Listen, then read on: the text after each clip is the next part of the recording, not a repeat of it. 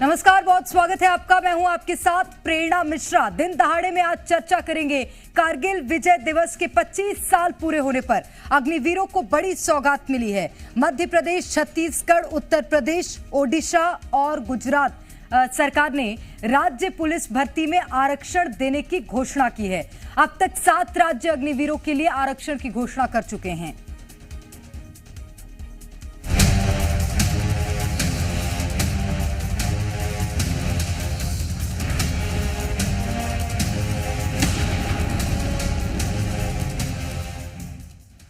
तो सेना में अग्निवीरों की भर्ती को लेकर विपक्ष शुरू से सवाल उठा रहा है।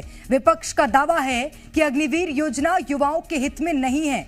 इसी के जवाब में बीजेपी शासित राज्यों में अग्निवीरों के लिए आरक्षण की घोषणा की गई है। यानी कि अब अग्निवीर जवानों को रिटायरमेंट के बाद राज्यों में पुलिस की भर्ती में प्राथमिकता मिलेगी। वहीं 2 साल पहले केंद्रीय गृह मंत्रालय ने भी बीएसएफ, सीआरपीएफ, आईटीबीपी, एसएसबी और सीआईएसएफ में अग्निवीरों को 10% आरक्षण देने की घोषणा की थी।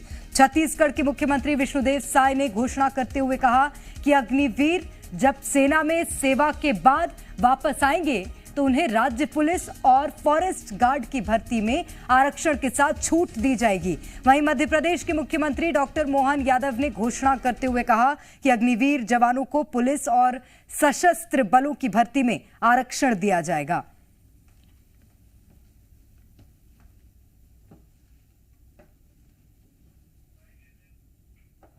अग्निवीरों को ये बताते हुए बड़ा हर्ष हो रहा है कि अब छत्तीसगढ़ में जितने भी अग्निवीर हैं उनके सेवा के पश्चात छत्तीसगढ़ सरकार उन्हें पुलिस आरक्षक, वन रक्षक, जेल प्रहरी इत्यादि पदों पर प्राथमिकता के आधार पर समावेशित करने की सुविधा देगी। इस उद्देश्य हेतु एक निश्चित आरक्षण की सुविधा हेतु विस्तृत दिशा निर्देश छत्तीसगढ़ की सरकार शीघ्र जारी करने जा रही है। मध्य प्रदेश सरकार आज कारगिल दिवस के अवसर पर यशस्वी प्रधानमंत्री श्रीमान नरेंद्र मोदी जी की भावना के अनुसार निर्णय करती है कि हमारे यहाँ विविध प्रकार की पुलिस और सशस्त्र बलों की भर्ती में अग्निवीर जवानों को आरक्षण का लाभ देगी। अग्निवीर जवान की योजना सच्चे अर्थों में सेना के आधुनिकीकरण के साथ साथ योग्य सैनिकों की भर्ती के अलावा वैश्विक स्तर पर सेना को युवा बनाने की योजना है। मैं आज के इस अवसर पर माननीय यशस्वी प्रधानमंत्री श्रीमान नरेंद्र मोदी जी ने कारगिल दिवस के अवसर पर जो संकल्प लिया है उसका पूर्णतः अनुसरण करते हुए मध्य प्रदेश सरकार को उनकी भावना के अनुसार हम कदम से कदम मिला के चलेंगे। मेरी अपनी ओर से कारगिल विजय दिवस की आप सबको बधाई। राज्यों में भर्ती में अग्निवीरों को आरक्षण दिया जाएगा। ये फैसला मध्य प्रदेश और छत्तीसगढ़ दोनों ही राज्य सरकारों ने लिया है। तो बीते दिन कारगिल विजय दिवस के 25 साल पूरे हुए थे और इसी रजत जयंती के अवसर पर मुख्यमंत्री डॉक्टर मोहन यादव ने भी बड़ा ऐलान किया है।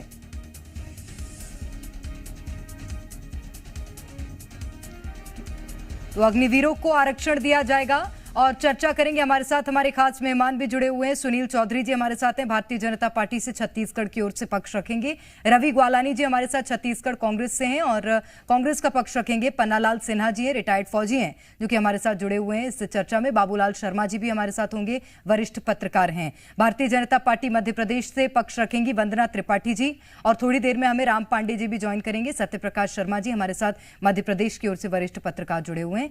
और सबसे पहला सवाल मैं पन्नालाल सिन्हा जी आप ही से करूंगी। 4 साल की महज सेवा अग्निवीरों को करनी होगी सेना में, उसके बाद आरक्षण का ये प्रावधान अभी तो नया नया आया है।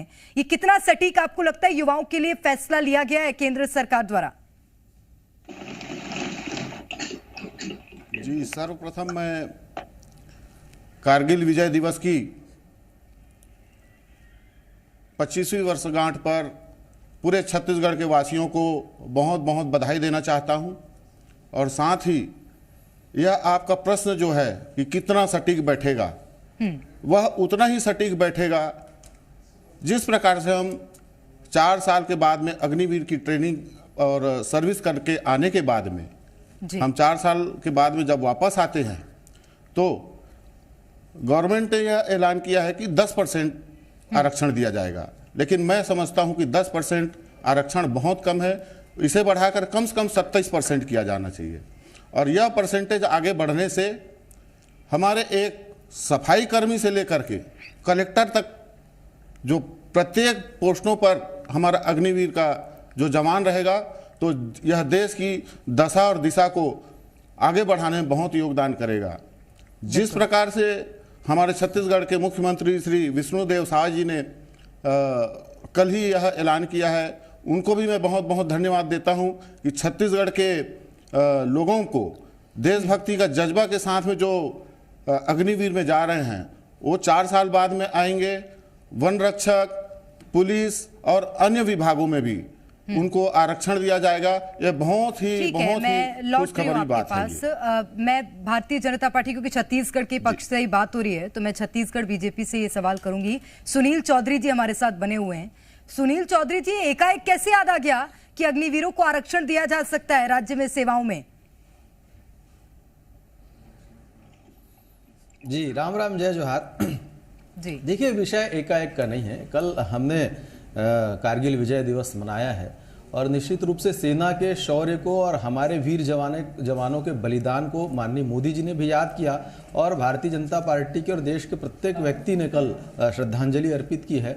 और सेना जो है वो युवा होनी चाहिए, वो युद्ध के लिए तैयार होनी चाहिए। उसका जो हमारे देश के युवाओं का जो कौशल, युद्ध कौशल है और देश के प्रति, राष्ट्र के प्रति जो उनकी भावना है, वो सेना में जाकर के ट्रेनिंग के माध्यम से जो है वो कहीं ना कहीं देखेंगे कि आप उसमें देश के अंदर बहुत सारी स्थितियां उत्पन्न होती हैं। यदि हम बॉर्डर पे लड़ रहे हैं तो देश के अंदर में भी तो छत्तीसगढ़ में नक्सलवाद से हम लड़ रहे हैं, छत्तीसगढ़ में माओवादी जो आतंकवादी हैं उनसे भी हम लड़ रहे हैं। तो छत्तीसगढ़ को तो बहुत आवश्यकता है। और सम्माननीय अभी हमारे पूर्व सैनिक बैठे हैं पन्नालाल जी, उन्होंने भी बताया कि छत्तीसगढ़ में जो 10% का आरक्षण दिया गया है वो निश्चित रूप से उसके लिए उन्होंने धन्यवाद दिया। लेकिन ये विश्वास रखिए कि आगे जाकर के और भी इस प्रकार की योजनाओं में जो है विपक्ष हंगामा करता जाएगा, हम आरक्षण बढ़ाते जाएंगे, क्योंकि पहले तो अग्निवीरों के लिए ऐसा कोई प्रावधान था नहीं। विपक्ष का हंगामा दिखा और ज्यादा सीटें भी भारतीय जनता पार्टी इस बार अपेक्षाजनक सीटें नहीं ला पाई केंद्र के चुनाव में, तो सोचा कि हंगामा बढ़ रहा है, ये आरक्षण दे दो। मैं लौटूंगी आपके पास। रवि ग्वालानी जी कांग्रेस से हमारे साथ जुड़े हुए हैं, कैसे देख रहे हैं? क्योंकि अब तो आपने जिस तरह से हंगामा किया, विपक्ष आवाज उठा रहा था बार बार अग्निवीरों को लेकर, अब तो संतुष्ट है कि नहीं है सरकार के फैसले से? सबसे पहले तो मैं देश के जवानों को जो हमारी देश की रक्षा कर रहे हैं अलग अलग बॉर्डर्स के ऊपर, उन सबको प्रणाम करता हूं। मैं कहना चाहूंगा कि हमारी देश की जो सरकार है उन्होंने अग्निवीर योजना ला करके भेदभाव कर दिया, डिस्क्रिमिनेशन कर दिया। सैनिक कोई भी हो उसको वही सम्मान मिलना चाहिए। कोई अगर नया सेना में भर्ती हुआ है या जिसको एक लंबा अरसा हो गया सेना में काम करते हुए, सबको समानांतर चीजें मिलनी चाहिए। कांग्रेस पार्टी शुरू से यही कह रही है, लेकिन हुआ क्या, जब बीजेपी की मोदी गवर्नमेंट 2.0 थी तब इन लोगों ने उस चीज के ऊपर ध्यान नहीं दिया।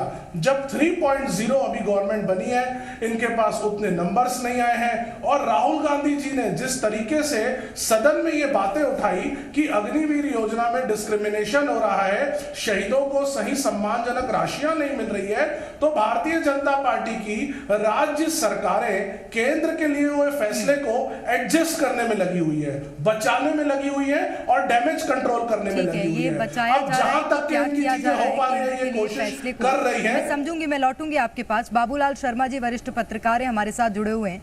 बाबूलाल शर्मा जी, पहले अग्निवीर योजना लेकर आती है केंद्र सरकार, उसमें कोई आरक्षण का प्रावधान नहीं होता है, विपक्ष जमकर हंगामा करता है सदन में, उसके बाद यकाएक कई राज्य ऐसे हैं जो कि आरक्षण का प्रावधान ले आते हैं। समझ कैसे रहे इसे, क्या मंशा है इसके पीछे?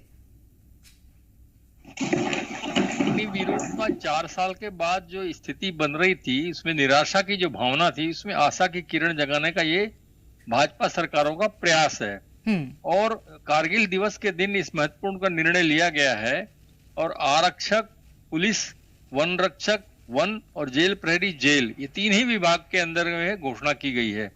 अब सवाल ये आता है कि अगर इसको राजनीतिक दृष्टिकोण से देखें तो राहुल गांधी द्वारा संसद में जो आरोप लगाए गए थे अग्निवीरों के विषय में, जो शंकाएं बताई गई थी, जो बातें कही गई थी, उसका ये जवाब है, एक प्रकार से पॉलिटिकली जवाब है कि अग्निवीरों का भी भविष्य सुरक्षित है। लेकिन इसके अंदर में एक बहुत बड़ी बात यह है कि 10% वाला जो मामला है, आप देना है तो अग्निवीरों को अगर सुरक्षित करना है, जो आरोप राहुल गांधी का है उसका जवाब देना है, तो जितने भी अग्निवीर है, जैसे हमारे प्रदेश में 870 अग्निवीर काम कर रहे हैं, तो निश्चित रूप से जो है 870 लोगों को नौकरी पक्की मिलनी चाहिए। ये आश्वासन अगर होता तो ज्यादा बेहतर होता। इसमें जो छूट जाएंगे 10% में, जो आ जाएंगे, जो छूट जाएंगे, उनकी निराशा को कैसे आशा में बदला जाएगा, इस पर विचार होना चाहिए। देखिए 5532 अग्निवीरों ने यहाँ पर कोशिश की थी और 870 का चयन हुआ था। तो जो 870 है वो 870 को नौकरी मिले, ऐसी आधार। और फिर दूसरी चीज ये है कि आप नौकरी देंगे वैकेंसी के आधार पर, आपके यहाँ वैकेंसी कितनी निकलेगी, कब निकलेगी, कहाँ निकलेगी, कैसे निकलेगी, ये आपने महत्वपूर्ण मुद्दा उठाया बाबूलाल शर्मा जी। मैं इसका रिएक्शन ले लेती हूँ, उसके बाद फिर से आपके पास आऊंगी। वंदना त्रिपाठी जी हमारे साथ मध्य प्रदेश बीजेपी से जुड़ी हुई हैं। वंदना त्रिपाठी जी, जिस तरह से बाबूलाल शर्मा जी ने भी कहा, आप 10% में तो सिर्फ कुछ ही को समेट पाएंगे ना, जो बाकी अग्निवीर रह जाएंगे। मध्य प्रदेश में हालांकि अग्निवीरों का आंकड़ा अलग है, वो छत्तीसगढ़ की बात कर रहे थे, उनका डैमेज कंट्रोल कैसे करेंगे? कहीं ये तो नहीं कि सरकार सच में प्रदेश की, केंद्र की जो ये योजना है, इसमें जो डैमेज हो गया है, विपक्ष सवाल उठा रहा है, उसको कंट्रोल करने में लगी हो? करगिल विजय दिवस की सभी को शुभकामनाएं और सेना के शौर्य को नमन। देखिए, ये जो एक कांग्रेस पार्टी ने हमेशा भ्रम फैलाने की कोशिश करी है कि हमने पेंशन बचाने के लिए ये योजना लागू करी है, तो पहले तो ये बता दें कांग्रेस पार्टी कि अगर हमें पेंशन बचानी होगी तो पेंशन की बात तो 30 साल बाद आती है, तो उसकी चिंता हम आज क्यों करें, और उसके बारे में वो तो 30 साल बाद की सरकार सोचेगी। अग्निवीर योजना लाने का हमारा मेन मुख्य जो मोटिव है वो ये है कि हमें सेना में जो ग्लोबल एवरेज एज है हमारे भारत की सेना की, वो ग्लोबल एवरेज एज से ज्यादा है, इसीलिए हम चाहते हैं कि हमारी सेना युवा हो। अब रही बात उनका 4 साल, तो बाकियों को भी ला दीजिए ना अग्निवीर के प्रावधान में। वंदना त्रिपाठी जी, जो बाकी सेना के जवान हैं उनको भी ला दीजिए इसी प्रावधान में, आपको युवा टीम मिल जाएगी पूरी।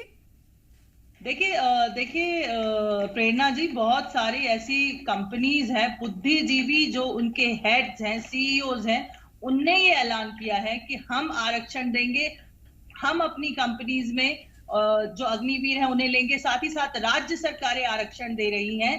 तो अग्निवीरों की पूरी चिंता की जा रही है और ये जो भ्रम फैलाया जा रहा है कि अग्निवीरों का 4 साल बाद क्या होगा, तो आप ये बताइए कि जो 4 साल सेना में कार्य करेगा, जिसका शारीरिक, मानसिक और डेवलपमेंट के साथ साथ अनुशासन भी वो सीखेगा, तो उस व्यक्ति को कहीं पर भी जाकर नौकरी करना उसके लिए कितना आसान है।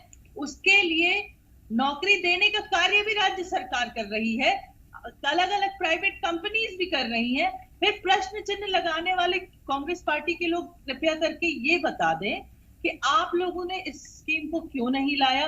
दूसरी चीज ये कि आपने, तो कांग्रेस तो अभी भी विरोध कर रही है, वो क्या ये स्कीम लेकर आएगी? वंदना त्रिपाठी जी, मैं लौटूंगी आपके पास।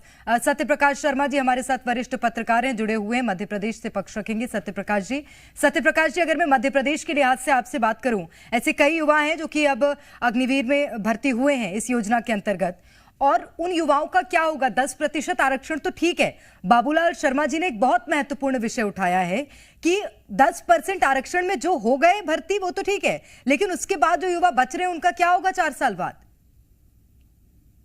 ये केंद्र सरकार ने जब इस स्कीम को लॉन्च किया था तो उसमें ऐसे कुछ प्रावधान नहीं थे, लेकिन रिसेंटली कंक्लूडेड इलेक्शंस के कैंपेन के दौरान अपोजिशन पार्टीज ने इस मुद्दे को मजबूती से उठाया और कहीं ना कहीं उनको इसका बेनिफिट मिला, जिससे भारतीय जनता पार्टी 224-40 पर सिमट गई। इसके बाद जब सरकार में आई तीसरी बार, तो आपने देखा होगा कि उन्होंने कमेटी बनाई कि इसमें क्या हम अमेंडमेंट कर सकते हैं, उनको कैसे बेनिफिट दे सकते हैं। तो ये कहीं ना कहीं सबसे पहले सेंटर ने इस चीज को लाया कि पैरामिलिट्री फोर्सेस में उनको 4 साल की ट्रेनिंग या 4 साल की नौकरी करने के बाद उनको रिजर्वेशन दिया जाएगा। अब देश के अंदर 7 बीजेपी लेड गवर्नमेंट्स ने ये अनाउंसमेंट किया है कि जो आर्म फोर्सेस हैं स्टेट के, उनमें उनको रिजर्वेशन दिया जाएगा। इसका कहने का तात्पर्य तो सीधा सीधा है कि कहीं ना कहीं अपोजिशन के दबाव में सेंटर ने ये स्टेप लिया है। लेकिन बाबूलाल शर्मा जी ने कुछ हद तक बहुत सही कहा है, लेकिन मेरा ये मानना है कि जो स्टेट के आर्म फोर्सेस होते हैं, जिसमें ये भी इंक्लूड है, फॉरेस्ट गार्ड भी इंक्लूडेड हैं, तो उनमें कई सारी जगह निकलती हैं। अगर फॉर एग्जांपल 1000 मध्य प्रदेश से हैं और 1000 लोगों को अगर 30,000 जगह निकलती हैं, तो उनको 10% रिजर्वेशन देकर शामिल किया जा सकता है। एक स्टेप अच्छा है। देखिए, इसमें टोटल क्रिटिसिज्म नहीं है कि कहीं ना कहीं उनको लाया जाए। अगर 10% रिजर्व होंगे तो हो सकता है कुछ छूट जाए, लेकिन ज्यादातर लोगों को नौकरियां मिल जाएंगी। चलिए, विपक्ष के विरोध से ही सही, लेकिन सरकार की आंखें तो खुली, मैं तो यही कहूंगी। राम पांडे जी हमारे साथ कांग्रेस से पक्ष रखने के लिए जुड़े हुए हैं, मध्य प्रदेश कांग्रेस की ओर से पक्ष रखेंगे। स्वागत करती हूँ राम पांडे जी आपका। नमस्कार। राम पांडे जी, बहुत आवाज उठाई विपक्ष ने और अब सरकार ने, राज्य सरकार की ये फैसला ले लिया है कि 10% आरक्षण दिया जाएगा अग्निवीर भर्ती से जो रिटायर होकर आएंगे और अगर मध्य प्रदेश पुलिस में अप्लाई करना चाहते हैं। जी, तो ये नौकरी जो हमारे अग्निवीर कर रहे हैं 4 साल की, कांग्रेस सरकार तो इनको 20 साल की नौकरी देती थी, 30 साल की देती थी। और ऐसे हमारी फोर्सेस में करीब 13-14 लाख लोग हैं, तो हमने 13-14 लाख लोगों को नौकरी दी, परमानेंट नौकरी दी। उसके बाद उनको कैंटीन की सुविधा दी, जिसमें टैक्स फ्री उनको सब कुछ मिलता है, वो अग्निवीरों को नहीं मिलेगा। हमने 20-30 साल की नौकरी देने के बाद हमने पेंशन दी 70 सालों तक। इन्होंने अग्निवीरों की वहाँ पेंशन भी खत्म कर दी। हम उनको शहीद का दर्जा देते थे, जिससे हमेशा उनको और उनके परिवार को सम्मान मिलता रहे। इन्होंने शहीद का दर्जा उनका खत्म कर दिया। 4 साल की नौकरी, 17 साल का लड़का जाएगा, 21 साल में बाहर आ जाएगा। 17 साल में इंसान 10th या 12th कर पाता है, 12th से ज्यादा पढ़ाई नहीं कर पाता है। और मुझे नहीं लगता कि कोई ग्रेजुएशन वाले लड़के अग्निवीर योजना में जा पाएंगे। जब 10th 12th वाला अग्निवीर 21 साल 22 साल का होकर लौटेगा, तो उसको कौन सा पद मिलेगा? क्या डिप्टी कलेक्टर का पद मिलेगा उसको? क्या कलेक्टर का मिलेगा? क्या तहसीलदार का मिलेगा? क्या थानेदार का मिलेगा? उसके लिए क्या योग्यता रहेगी? इसलिए कैलाश विजयवर्गीय जो भारतीय जनता पार्टी के बड़े नेता हैं, उन्होंने कहा कि ये लोग भारतीय जनता पार्टी के कार्यालय में आकर काम करेंगे।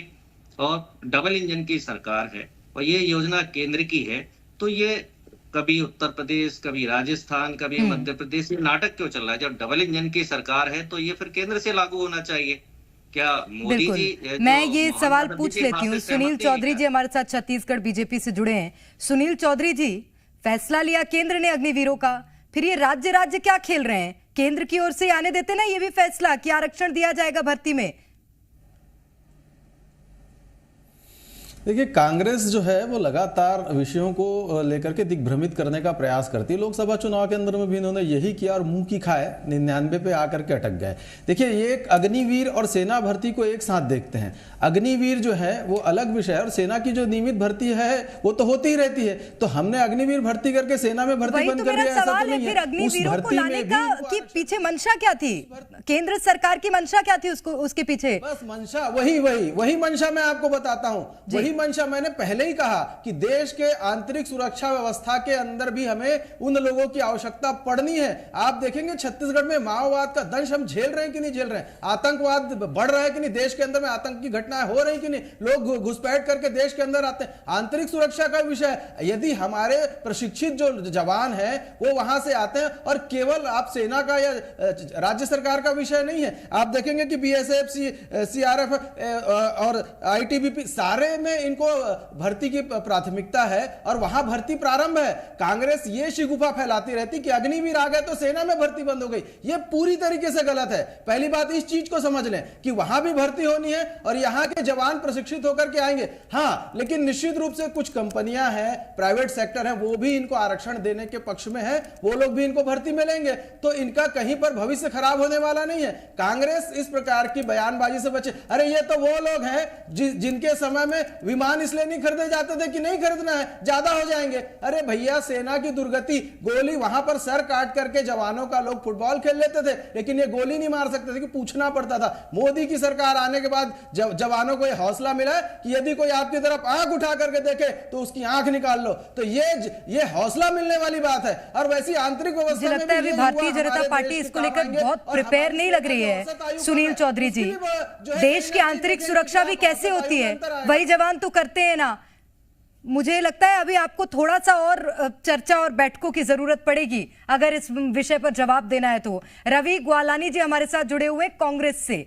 रवि ग्वालानी जी, बीजेपी बार बार आप पर यही आरोप लगा रही है कि कांग्रेस दिग्भ्रमित कर रही है लोगों को। मैं आऊंगी पन्नालाल जी, आपके पास भी आऊंगी, इसके बाद आ रही हूं। देखिए, बड़ा ही दुखद है, भारतीय जनता पार्टी ये कह रही है कि हमारे देश के जवान जो पहले 4 साल ट्रेनिंग लेंगे, उसमें आगे बढ़ेंगे और उसके बाद रिज्यूम लेकर के कॉर्पोरेट्स के पास जाएंगे और बोलेंगे नौकरी दे दो। शर्म आनी चाहिए भारतीय जनता पार्टी को। क्या सोच रहे हो, क्या बोल रहे हो, थोड़ा अध्ययन तो कर लो। भारतीय जनता पार्टी के प्रवक्ता कुछ भी बोले जा रहे हैं। और दूसरी बात, अभी मैं मध्य प्रदेश की प्रवक्ता को सुन रहा था, वो कह रही थी कि पेंशन के बारे में 30 साल बाद की सरकार सोचेगी। अभी की सरकार 2047 की बात करना शुरू कर दी है, जो 25 साल बाद आएगा। लेकिन हमारे सेना के बारे में, सेना में जो लोग काम कर रहे हैं, देश की रक्षा कर रहे हैं, उनके बारे में इन लोगों की इस तरह से धारणा है। कांग्रेस पार्टी का एक ही कहना है, भेदभाव नहीं होना चाहिए। और अभी जो भारतीय जनता पार्टी के प्रवक्ता कह रहे थे कि आंतरिक सुरक्षा में इन लोगों को प्राथमिकता दी जाएगी। अगर आंतरिक सुरक्षा में आप लोगों की सही वर्किंग थी तो पहले दिन ही ये आप लोगों को लाना चाहिए था कि जितने भी अग्निवीर रहेंगे, जितने भी लोग रहेंगे, उनको हर एक को जगह दी जाएगी। अभी भी आप आरक्षण 10% का लेकर के आ रहे हैं और ये प्रश्न तो निकलेगा ना कि आखिर 4 साल बाद अग्निवीरों को भटकना पड़ेगा दर दर। कोई छत्तीसगढ़ जाएगा, कोई मध्य प्रदेश जाएगा, कोई यूपी जाएगा, कोई कॉर्पोरेट के पास जाएगा। युवा जो एस्पिरेंट होते हैं अलग अलग सरकारी एग्जाम्स के, मैं आऊंगी आपके पास भी आऊंगी वंदना त्रिपाठी जी। पन्नालाल जी से मेरा सवाल है। पन्नालाल जी, आजादी को 77 साल हो गए हैं और आंतरिक सुरक्षा की बात अब याद आई है सरकार को, और ये 4 साल की भर्ती करवा के आंतरिक सुरक्षा करवाएंगे देश की? देखिए मैडम, मैं राजनीति में नहीं जाऊंगा, ना मैं कांग्रेस करूंगा, ना बीजेपी करूंगा, ना अन्य दल नहीं करूंगा मैं। बिल्कुल 25% अग्निवीरों में से वहां पर 25% परमानेंट रहेंगे, जो 25% पहले भी रहे हैं। इसके अलावा अग्निवीर है। जब कहीं आप घर बनाते हो, अपने घर बनाते हो, तो बाद में उसे मॉडिफाइड भी किया जाता है और उसी मॉडिफाइड के तहत इस अग्निवीर में भी मॉडिफाइड किया जा रहा है, जो कि बहुत ही काबिले तारीफ है। इसे और भी आगे बढ़ाना चाहिए। ठीक है, वंदना त्रिपाठी जी कुछ कह रही थी, कहिएगा। प्रेरणा जी, आपको शायद मालूम होगा कि अगर इस पूरे विश्व में सबसे सशक्त सेना कोई है तो इजराइल की सेना है। और इजराइल के विषय में आपको बता दूं मैं कि वहां पर युवाओं की ग्रेजुएशन तभी कंप्लीट मानी जाती है जब वो अपनी 12th की पढ़ाई होने के बाद 4 साल सेना में सर्व करते हैं, तब माना जाता है कि वो ग्रेजुएट हैं। ये वहां पे कंपल्शन है। आज उसी युवा शक्ति के, युवा बल के दम पर, तो आप सब युवाओं के लिए कर दीजिए ना। आपने एक स्पेसिफिकेशन दे दिया है वंदना त्रिपाठी जी, अब उसको आप इजराइल से कवर अप कर लीजिए, यूएस से कवर अप कर लीजिए। पार्टी के विषय में भी मैं जवाब देना चाहूंगी प्रेरणा जी। कांग्रेस पार्टी जो इतने प्रश्न चिन्ह लगा रही है, कांग्रेस पार्टी कृपया करके इस बात, कुछ प्रश्नों का जवाब मुझे भी चाहिए कि बुलेट प्रूफ जैकेट नहीं देने वाली सरकार किसकी थी? फाइटर जेट एयर फोर्स को नहीं देने वाली सरकार किसकी थी? 500 करोड़ का 1 रैंक 1 पेंशन का जो दिलासा दिया था वो किस सरकार ने दिया था और लाया कौन? भारतीय जनता पार्टी की सरकार लाई। 1.25 लाख करोड़ लोगों को हमने, 1.25 लाख पूर्व सैनिकों को हमने 1 रैंक 1 पेंशन के तहत लाभ पहुंचाया है। उसके अलावा कांग्रेस पार्टी कृपया करके ये बताए कि सेना में सबसे ज्यादा घोटाले करने वाली पार्टी कौन थी? पूर्व जो हमारे शहीद हैं उनके लिए वॉर मेमोरियल तक नहीं बनवा सकते थे। और रही बात, ये कहते हैं कि उन्हें शहीद करार किया जाए, तो देखिए सेना में भी शहीद के लिए एक क्राइटेरिया होता है। अगर किसी की एक्सीडेंटल डेथ होती है तो उसे शहीद नहीं करार किया जाता है। तो कृपया करके इतने सेंसिटिव विषयों पे बोलने से पहले थोड़ा अध्ययन कर लिया करिए। चलिए, मैं राम पांडे जी से इसका जवाब लूंगी, लेकिन उससे पहले मैं बाबूलाल शर्मा जी की ओर रुख करूंगी। बाबूलाल शर्मा जी, अभी एक मुद्दा उठा था कि आंतरिक सुरक्षा भी बहुत महत्वपूर्ण होती है और ये जो अग्निवीर है वो उसमें सहायक बनेंगे। अभी तक आंतरिक सुरक्षा हो कैसे रही थी देश की? सुरक्षा में किस तरह से ये लोग अपना योगदान देंगे, ये मुझे समझ में नहीं आ रहा है जी। किस फोर्स में रहेंगे जिसमें आंतरिक सुरक्षा की सुरक्षा ये लोग करें, किस तरह से? इंडिविजुअल तो कोई ऐसा नहीं कर सकता ना। एक नागरिक के नाते हर व्यक्ति का वैसे कर्तव्य है कि आंतरिक सुरक्षा को कायम रखे, लेकिन ये लोग कैसे करेंगे? और इसमें जो है ये अच्छा निर्णय है कि पुलिस वन और जेल में इन लोगों को भर्ती किया जाएगा, लेकिन ऐसे रास्ते निकाले जाने चाहिए जिससे जब सभी को एडजस्ट किया जा सके। जो अग्निवीर भर्ती होते हैं कोई छूटे मत, तो उसके लिए रास्ते निकाले जाए। आरक्षण बढ़ाएं, या तो आप आरक्षण बढ़ा दीजिए तो शायद एडजस्ट हो जाएंगे, या जो है आपको कोई ना कोई रास्ते खोजने पड़ेंगे। देखिए, अग्निवीर 3 किस्म से भर्ती हुई है, Agniveer GD, Agniveer technical, Agniveer tradesman.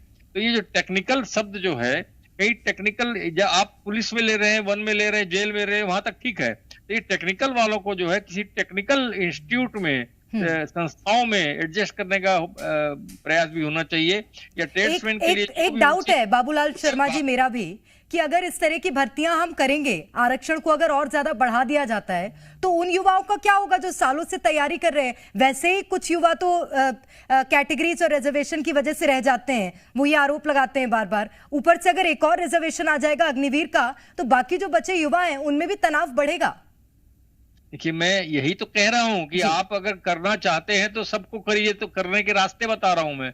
या तो आप आरक्षण बढ़ाएंगे तब वो रास्ता खुलेगा, मैं बढ़ा दीजिए नहीं बोल रहा हूँ। बढ़ाएंगे तो निश्चित रूप से उनको नुकसान होगा जो रेगुलर स्थिति में है, लेकिन इनमें रास्ते आपको निकालने पड़ेंगे। एक अगर आप इसमें छोड़ देंगे तो फिर सुरक्षा की भावना बढ़ेगी, वही स्थिति पैदा होगी, वही बात रहेगी। इसलिए जो है आप टेक्निकल और ट्रेड्समैन से जुड़े विभाग जो है उसमें भी भर्ती होनी चाहिए, ऐसा प्रावधान करें तो शायद बहुत से लोग एडजस्ट होंगे। रास्ते तो आपको निकालने पड़ेंगे। अगर आपने छोड़ दिया 870 में से 70 लोगों को नौकरी दे दिया, 800 छूटे रहे, तो बात तो वही की वही रह जाएगी ना। ये मेरा कहना है। ठीक है, मैं आ रही हूँ सर आपके पास। राम पांडे जी, मेरा सवाल आपसे है। वंदना त्रिपाठी जी ने बहुत आरोप लगा दिए आप पे, कहा है बुलेट प्रूफ जैकेट ना प्रोवाइड करवाने वाली सरकार किसकी थी, और इसी के साथ सेना में सबसे ज्यादा घोटाले करने वाली सरकार किसकी थी? जवाब दे दीजिए उन्हें। बनारस से चुनाव लड़ने गए थे नरेंद्र मोदी जी के विरोध में, उनका पर्चा निरस्त करवा दिया गया और उनको चुनाव लड़ने का मौका नहीं दिया गया। तो ये लोग तो चाहते ही नहीं है कि सेना बिल्कुल आगे बढ़े, मतलब जो उनका मौलिक अधिकार था चुनाव लड़ने का, सेना से वह छीन लिया गया। और इनके बहुत बड़े नेता हैं, एक सतपाल आज भी हैं, जम्मू कश्मीर के राज्यपाल भी रह चुके हैं, राष्ट्रीय उपाध्यक्ष भी रह चुके हैं। वो तो कई बार बोल चुके हैं कि जो पुलवामा हमला है वो कराया गया है, और वो कहते हैं मैंने मोदी जी को फोन किया था कि इनको ऊपर से हवाई मार्ग से भेजा जाए, लेकिन इनको सड़क मार्ग से भेजा गया और पुलवामा हमला हो गया। और पुलवामा हमले में एक देवेंद्र पाल सिंह नाम का एक अधिकारी पकड़ा भी गया था आतंकवादियों के साथ, उसको भी रिहा कर दिया गया। और कंधार आतंकवादियों को छोड़ने के लिए भारतीय जनता पार्टी की सरकार अफगानिस्तान तक वहां चली गई। उसके बाद मोदी जी नवाज शरीफ को धन्यवाद देने के लिए पाकिस्तान गए कि अच्छा है आप आतंकवादी हमारे यहाँ भेजते हो। आईएसआई जो वहां आतंकवादियों का निर्माण करता है, आतंकवादियों को ट्रेनिंग देता है, नरेंद्र मोदी की सरकार उन आतंकवादियों को पठानकोट हमले की जांच के लिए भारत बुलाती है। अब आप बताइए, जो हमारे देश में जो संस्था आतंकवादियों को भेज रही है, ये मुझे इस विषय में कोई जानकारी नहीं है राम पांडे जी, वैसे चर्चा का विषय था नहीं, लेकिन मैं वंदना त्रिपाठी जी से इसको लेकर रिएक्शन ले लेती हूँ। ये क्या बात कर रहे हैं राम पांडे जी? वंदना त्रिपाठी जी जिस पार्टी की सरकार के दौरान निरंतर बम धमाके, निरंतर सेना पर हमले, वो आज ये ज्ञान दे रही है, वो पार्टी जो इजरत जहां जी को देश की बेटी कहती है, वो जो अजमल कसाब को कहती है कि बेचारे, और ये हमें बता रही है कि हमने क्या किया। हमने तो देश की सुरक्षा को, देश के सशक्तिकरण को प्रथम प्राथमिकता पर रखा। हमने अगर ये कहा कि 2037 में हमें विश्व की तीसरे नंबर की सबसे बड़ी अर्थव्यवस्था बनना है, तो उसके लिए सबसे जरूरी है कि हमारी सेना सशक्त हो, हमारे युवा सशक्त हो। हर 4 साल में नए युवा सैनिक के रूप में अनुशासन सीखकर उनका जो मानसिक है, शारीरिक, हर प्रकार का जब सशक्तिकरण होगा तभी तो ये देश आगे बढ़ेगा। हर देश के सशक्तिकरण में उसका सबसे बड़ा योगदान तो फिर सभी युवाओं को अनुशासन सिखा दीजिए ना। कितने युवा अप्लाई कर रहे हैं अग्निवीर के लिए और कितने युवाओं का सिलेक्शन हो रहा है? वंदना त्रिपाठी जी, इस बात से तो आप भी अवगत होंगी जी। अनुशासन सिखा रहे हैं आप, तो सभी युवाओं को सिखाइए ना। फिर छांट क्यों रहे हैं कि 50,000 मेरिट से 800 युवाओं को सेलेक्ट कर लिया गया अग्निवीरों के लिए, इन्हीं को अनुशासन सिखाया जाएगा, इन्हीं को फिर राज्य में सेवाओं के लिए 10% आरक्षण दिया जाएगा। सबको सिखाइए ना। युवा तो देश में और भी हैं। बेरोजगारी को लेकर बहुत बार सवाल उठ चुके हैं। मैं इसी को लेकर सत्यप्रकाश शर्मा जी से सवाल पूछूंगी। सत्यप्रकाश शर्मा जी, एक तो वैसे ही युवा आरोप लगाते रहते हैं केंद्र सरकार पर बेरोजगारी का स्तर बढ़ रहा है, ऊपर से आरक्षण इतना है कि अगर सरकारी नौकरी के लिए अप्लाई भी करो तो आरक्षण के चलते बहुत बार अनुभवी युवा या जो प्रतिभाशाली युवा है वो छूट जाते हैं। अग्निवीरों के ऊपर से भर्ती में फिर से आरक्षण की बात की जा रही है। मांग ये भी हो रही है कि आरक्षण को बढ़ाया जाएगा। बाकी युवा कहां जाएंगे? वो उसमें भी जो अग्निवीर में अप्लाई कर रहे थे उसमें से भी कई हजारों में से सिर्फ कुछ चंद 100 का सिलेक्शन हुआ है। आप समझ रहे हैं मैं क्या कह रही हूं?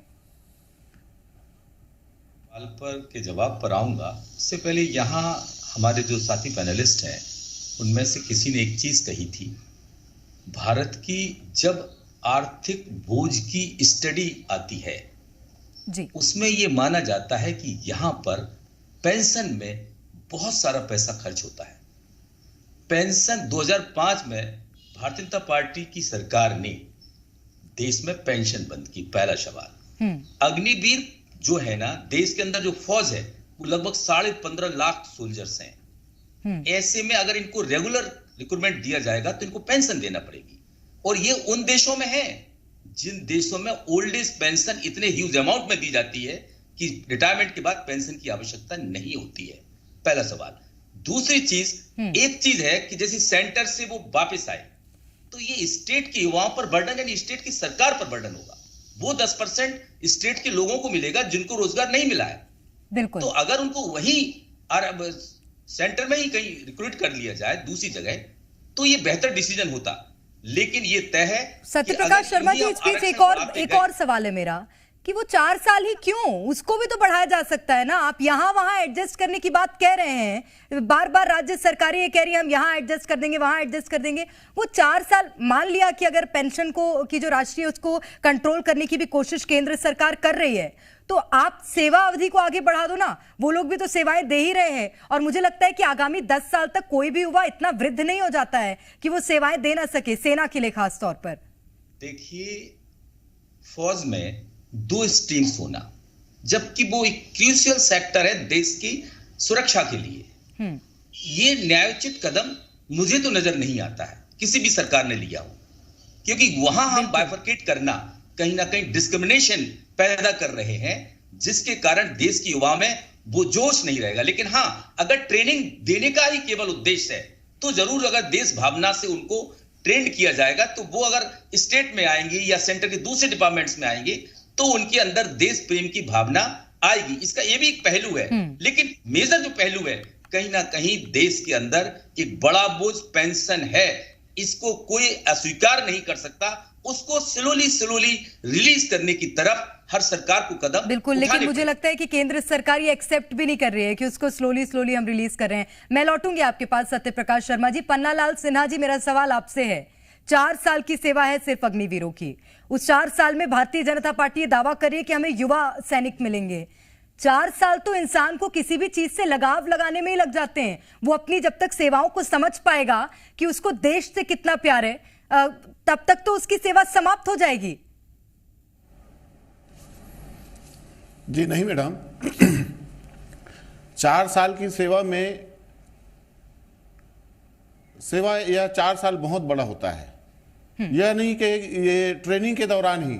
आर्मी का ट्रेनिंग एक ऐसा होता है जो कि मन से लेकर के डिसिप्लिन और सब चीज में उस व्यक्ति को ऐसा सुदृढ़ बना देता है कि वह 4 साल के बाद में आए और आने के बाद में जो गवर्नमेंट के द्वारा जो आरक्षण दिया जा रहा है उसमें वह भर्ती होकर के जाएगा अन्य विभागों में तो बहुत ही अच्छा कदम है सरकार का, तो ये बहुत ही सराहनीय कदम है ये। आप खुद भी सेना में रह चुके हैं पन्ना लाल जी, इसलिए मैं आपसे ही समझना चाहूंगी जी। जो सेना में जवान अग्निवीर के माध्यम से जा रहे हैं और जो जवान नॉर्मल उनकी जिनकी भर्ती हुई है, रिक्रूटमेंट हुआ है, डिस्क्रिमिनेशन का भाव नहीं आएगा अग्निवीरों में? उनको ये नहीं लगेगा कि हमारा पद थोड़ा सा नीचे, हमें 4 साल बाद जाना पड़ेगा यहां से?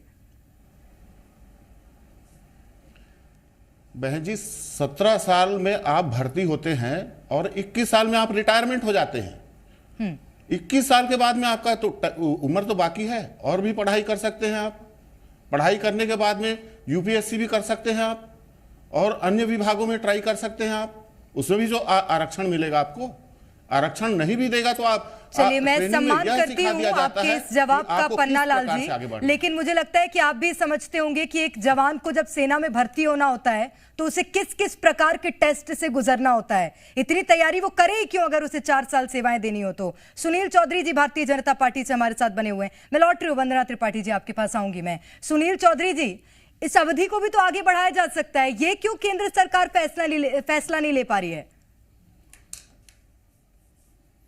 देखिए, आप लगातार अवधि में आकर के रुक गए हैं। अभी आपने इसके पहले भी कहा कि 4 साल तो समझने में लग जाएगा कि देशभक्ति क्या है। देखिए, देशभक्ति समझने के लिए इस देश में किसी उम्र की आवश्यकता नहीं है। पुराना इतिहास है कि देशभक्ति समझने के लिए यहाँ जन्म से लोग जन्मजात देशभक्त होते हैं। लेकिन विषय जो है अग्निवीर का चल रहा है, तो अग्निवीर के विषय में मैं ये बताना चाह रहा हूँ कि देखिए, एक अच्छे युवा, देशभक्त युवा, सशक्त युवा, शारीरिक मानसिक दृष्टि से सशक्त हो और वो आगे जाकर के एक अच्छे नागरिक के तौर पर, एक अच्छे देशभक्त के तौर पर वो विभिन्न क्षेत्रों में जा सकते हैं। आप ये क्यों सोच रहे हैं कि यदि कोई अग्निवीर है तो वो केवल अग्निवीर बनकर के जाके फौज में जाएगा या नौकरी करेगा? हो सकता है वो और अन्य कोई मीडिया जगत में आ जाए, कोई राजनीति के क्षेत्र में आ जाए, कोई अन्य क्षेत्र में आ जाए, उसके पास सारा जीवन है, 21 साल वो उम्र है उसकी, उसके बाद तो जीवन शुरू होता है, प्रारंभ होता है। 21 साल सिलेक्शन के लिए क्षेत्र तय कर सकते हैं। फिजिकल टेस्ट निकालना कितना मुश्किल होता है सुनील चौधरी जी, ये तो आप भी जानते होंगे ना सेना का। और वो फिजिकल टेस्ट वो युवा भी निकालेगा, वो दिन रात तैयारी कर रहा है अग्निवीर के एग्जाम क्लियर हो, वो फिजिकल निकाल पाए, और उसके बाद फिर आप कह रहे हैं 4 साल बाद वो यूपीएससी की तैयारी करने लगे तो कोई मीडिया में आ जाए, कोई राजनीति में चला जाए। उद्देश्य क्या था इसका? यही करवाना था तो फिर युवा कर लेता ना, ग्रेजुएशन कर लेता वो 3-4 साल। देखिए, उद्देश्य आप समझिए, उद्देश्य है राष्ट्रभक्त नागरिक तैयार करना, देशभक्त नागरिक तैयार करना, सशक्त। अभी तो आप कह रहे हैं कि राष्ट्रभक्ति और देशभक्ति जन्म से होती है भारत के युवाओं अच्छा हो जाए, और अभी तो आप कह रहे हैं कि राष्ट्रभक्ति और देशभक्ति जन्म से होती है। आप तैयार करवाएंगे, आप देशभक्त बनाएंगे। वो जो जन्म से बच्चा पैदा हो रहा है देश में, उसे अपनी मातृभूमि से लगाव है, ये आपने ही कहा था। रवि ग्वालानी जी, मैं आपसे समझूंगी, आपके पास आऊंगी। वंदना त्रिपाठी जी, मैं आ रही हूँ आपके पास, मध्य प्रदेश के सवाल लूंगी मैं। रवि ग्वालानी जी, कैसे देख रहे हैं इस बयान को, आप बताइएगा।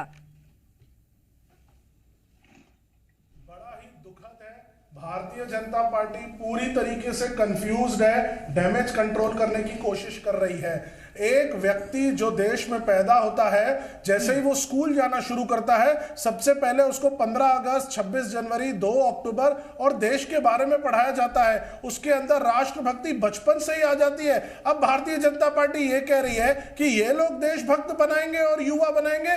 इनको समझ में ही नहीं आ रहा है क्या बोल रहे हैं। एक मिनट बोल रहे हैं, हम नहीं सेना बनाएगी बोल रहे हैं। आप लोग घर पे आप क्या बोल रहे हो? आप क्या बोल रहे हो? सुनो तो सही। मैं सुनील जी आपके पास भी आऊंगी। रवि ग्वालानी जी, ये बात ध्यान में रखकर बोलिएगा कि आरोप आप पर भी है कि सेना में सबसे ज्यादा घोटाला अगर किसी ने किया है तो कांग्रेस पार्टी है। मध्य प्रदेश बीजेपी ने आरोप लगाया आप पर, इसको ध्यान में रखकर जवाब दीजिएगा। देखिए, ये लोग घोटाले ही घोटालों की बात करते रहते हैं, लेकिन कंस्ट्रक्टिव बात करने के लिए इनके पास कुछ भी नहीं है। अभी वो हमारी बहन कह रही थी कि इजराइल की बात कर रही थी। मैं बताना चाहता हूं, इजराइल 1 करोड़ की जनसंख्या है, भारत देश 140 करोड़ की जनसंख्या है। भारत देश इतना बड़ा देश है, उसको इजराइल से कंपेयर करना भारत देश के लिए, मैं नहीं समझता ये सही चीज है। आज हर व्यक्ति कहता रहता है कि दुनिया में सबसे महान देश अगर कोई है तो भारत देश है, इतना अच्छा चल रहा है। आप दूसरे देश से कंपेयर कर रही हैं। हमें अपनी बात करनी चाहिए कि हम अपने कंपैरिजन भी तो सही है ना। ऐसा तो कुछ कह नहीं दिया वंदना त्रिपाठी जी ने कि कंपैरिजन नहीं हो सकता। अगर वो प्रयास 1 करोड़ में किया जा सकता है तो 140 करोड़ में भी किया जा सकता है रवि ग्वालानी जी। और कंपैरिजन एक ऐसे देश से किया जा रहा है जिसकी सेना नंबर 1 है। अरे सैनिकों को प्रशिक्षण मिल जाएगा। सैन्य प्रशिक्षण में तकलीफ क्या है कांग्रेस को? लगता है सैन्य प्रशिक्षण में तकलीफ क्या है कांग्रेस को? मैं तो ये पूछना चाहता हूँ। एक मिनट, अभी हमारी बहन यदि युवा सैन्य प्रशिक्षण ले तो तकलीफ में है क्या? ठीक है, क्या तकलीफ है कांग्रेस को अगर सैनिक प्रशिक्षण ले रहे हैं तो बताइएगा। 4 साल अगर वो अभी हमारी बहन कह रही थी कि 4 साल की ट्रेनिंग के बाद ग्रेजुएशन दी जाती है, अगर इसी तरह की चीज लानी है तो स्कूल कॉलेजेस में लेकर के आइए ना। कौन मना कर रहा है? ये महत्वपूर्ण बात है। मैं आ रही हूं वंदना त्रिपाठी जी, सवाल मेरा आपसे, स्कूल कॉलेज में ले आइए ना इस तरह का प्रावधान कि इस तरह की ट्रेनिंग दी जाए युवाओं को, अगर 4 साल आपको भर्ती कराना है सेना में तो। आपको कष्ट क्या होता है? वंदना त्रिपाठी जी, बात अपनी एक बार फिर रिपीट करिएगा।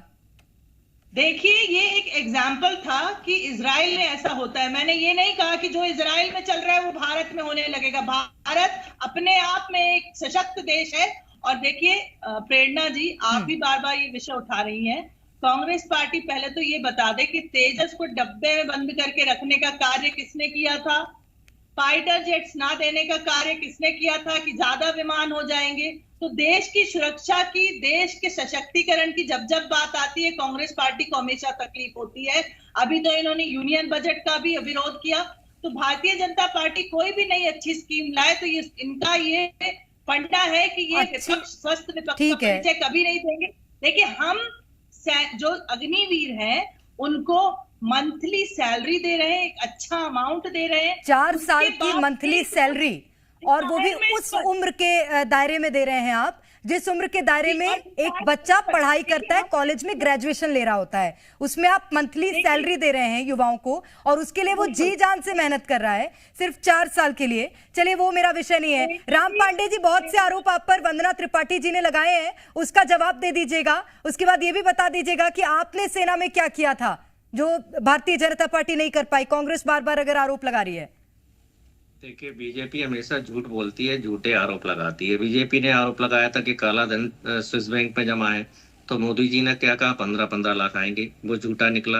मोदी जी ने SIT बनाई और क्या क्या कर्म किए, स्विट्जरलैंड भी गए, तो मोदी जी को झूठा साबित कर दिया इन लोगों ने। इन्होंने 2G घोटाले का आरोप लगाया, सुप्रीम कोर्ट ने कहा ये तो हवाई में बना दिया, ये तो कोई घोटाला ही नहीं था। इन्हें कोयला घोटाले का आरोप लगाया, सुप्रीम कोर्ट ने मना कर दिया। और जिस पर आरोप लगाया नवीन जिंदल, वो आज भारतीय जनता पार्टी से सांसद है। सेना में इन्होंने हमेशा झूठे आरोप लगाए। सच आरोप तो राफेल विमान में इन्होंने जो घोटाला किया, जो 500 करोड़ का जो UPA सरकार जिस विमान को ले रही थी, इन्होंने 1600 करोड़ में लिया। और किसको ठेका दिया? जो दिवालिया हो चुका है अनिल अंबानी, और उस बात को भी 3-4 साल हो गए, अभी तक एक विमान निकल कर नहीं आया, एक राफेल बनकर नहीं आया, उस अनिल अंबानी को ठेका दे दिया। तो ये अपने आप में एक सबूत है कि ये सेना में घोटाला ये लोग करते हैं। एक विमान में 1000 करोड़ लोगों ने कमाया। मैडम, ये फाइटर जेट्स किसने नहीं दिए थे? राम पांडे जी, सवाल था आपसे। देखिए, हमने तो प्रमाण दिया है, हमने पाकिस्तान के 2 टुकड़े किए। इन्होंने बताइए किस देश के 2 टुकड़े किए? हमने पाकिस्तान के 90,000 सैनिकों को सरेंडर कराया। कैसे हुआ? हमारी सेना ने किया। चलिए वंदना त्रिपाठी जी, के दम पर ही तो पाकिस्तान के 2 टुकड़े हुए। बांग्लादेश किसकी दम पर हुआ? यदि हम सेना को मजबूत नहीं करते तो क्या आज बांग्लादेश होता? यदि ठीक है, मैं आ रही हूँ। वंदना जी कुछ कह रही है, मैं आती हूँ आपके पास। राम पांडे जी, सुप्रीम कोर्ट का दरवाजा खटखटाते हैं और हमें कहते हैं कि हम आतंकवादियों का साथ देते हैं। चलिए ठीक है, सुनील चौधरी जी, मैं आपकी ओर कर लेती हूँ। कह रहे हैं कि हमने तो पाकिस्तान के 2 टुकड़े किए। भारतीय जनता पार्टी अगर इतने ही दावे कर रही है तो बीजेपी अपना काम गिनवा दे।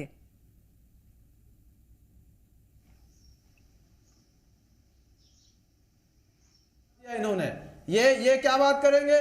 जो भारत के टुकड़े करने वाले ये देश के टुकड़े ही कर सकते हैं, ये देश को जोड़ने का काम कर ही नहीं सकते। ये टुकड़े करने वाले लोग तो पाकिस्तान को भी अपना देश समझ रहे हैं क्या?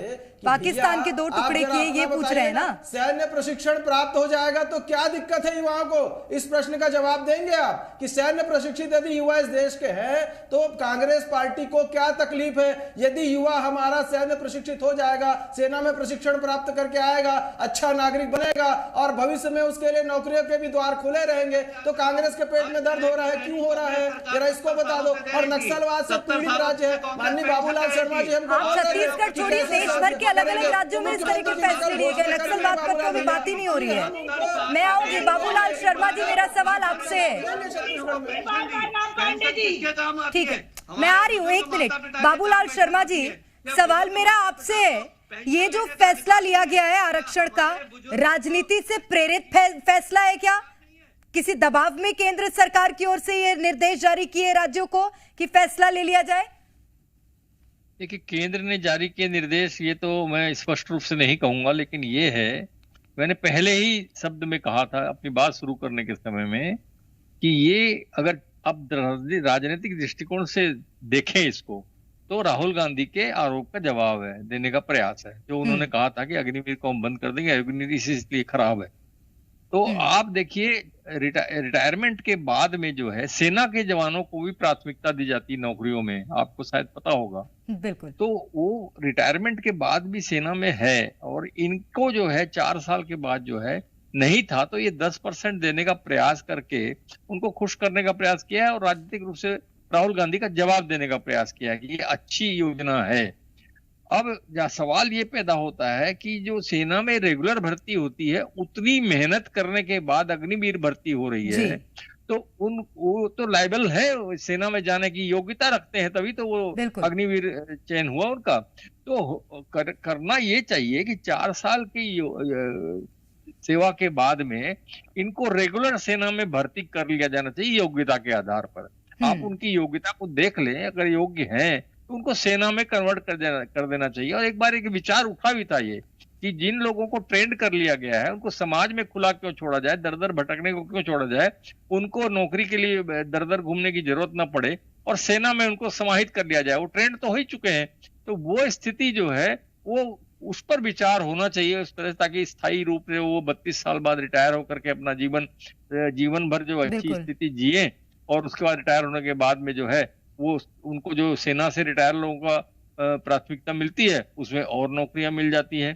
तो ये होना चाहिए, एक सीधी सीधी लाइन, खाली राजनीति खेलने से कुछ नहीं होता। निश्चित रूप से बाबूलाल शर्मा जी, आपके सारे सुझाव मुझे लगता है अगर भारतीय जनता पार्टी सुन लेगी तो वो राजनीति का शिकार नहीं होगी। अभी कांग्रेस जिस तरह से आरोप लगा रही है, लगा नहीं पाएगी कांग्रेस, क्योंकि बहुत अच्छे सुझाव हैं। मैं आऊंगी आपके पास। सत्यप्रकाश शर्मा जी, मेरा सवाल आपसे है, आप इस बात से कितने सहमत हैं कि उनको उनकी योग्यता के अनुसार रेगुलर भर्ती दे देनी चाहिए? उसी के साथ दूसरा सवाल मेरा ये है कि बीजेपी बार बार ये कह रही है अच्छे नागरिक बना रहे हैं, अच्छे युवा बना रहे हैं, तो उसमें तकलीफ क्या है विपक्ष को? अगर अच्छा नागरिक और अच्छा युवा ही बनाना है तो हम तो कॉलेज में यानी कि हायर एजुकेशन में भी हम इस तरह के प्रावधान ला सकते हैं ना, कि उनको उसी तरह की ट्रेनिंग दी जाए ताकि युवा उस तरह के और उस दृष्टिकोण से सोच सके आगे भी।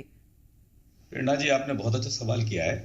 देखिए, ये बात सत्य है कि परिवार में, घर में, समाज में, शैक्षणिक संस्थाओं में कहीं ना कहीं बच्चों को बेहतर नागरिक बनाने के सभी प्रयास सरकारों के द्वारा, समाज के द्वारा या परिवार के द्वारा किए जाते हैं। लेकिन उसके लिए ये तो रिक्रूटमेंट है एक तरीके का। देखिए, मैं आपको एक चीज क्लियर बताऊं, मैं या पूरे देश के लोग, चाहे फौजी नौकरी में हो या रिटायर्ड हो जी, उसका अति सम्मान करते हैं। अगर कहीं रिटायर्ड फौजी बैठकर सभी पार्लेज का एंजॉय कर रहा है और फिर उनके साथ के वो 4 साल के लोग दर दर नौकरियों को भटके, फिर दोबारा रिक्रूटमेंट में जाएं, दोबारा टेस्ट फेस करें, क्या ये देश में एक अच्छा है? भारत जैसे देश में कह रहा हूं मैं स्पेशल। बिल्कुल, ये भी बहुत महत्वपूर्ण बात है, क्योंकि अमूमन हमेशा जब भी कोई रिटायर्ड फौजी भी होता है हम उसका उतना ही सम्मान करते हैं जितना देश में वर्तमान फौजी का, वर्तमान सैनिक का करते हैं। और अगर वो एक बार फिर से किसी भी तरह के रिक्रूटमेंट के लिए अगर जा रहा है तो निश्चित रूप से उस पर सवाल तो उठेंगे। बहुत शुक्रिया आप सभी का इस चर्चा में हमारे साथ जुड़ने के लिए। तो अग्निवीरों को आरक्षण कितना सही कितना गलत, ये अभी विचार विमर्श का विषय है, और इस पर लगातार कांग्रेस पार्टी फिर से भारतीय जनता पार्टी पर आरोप साध रही है। यहां पर रुक रहे हैं एक ब्रेक के लिए, फिलहाल के लिए दिन दहाड़े में इतना ही।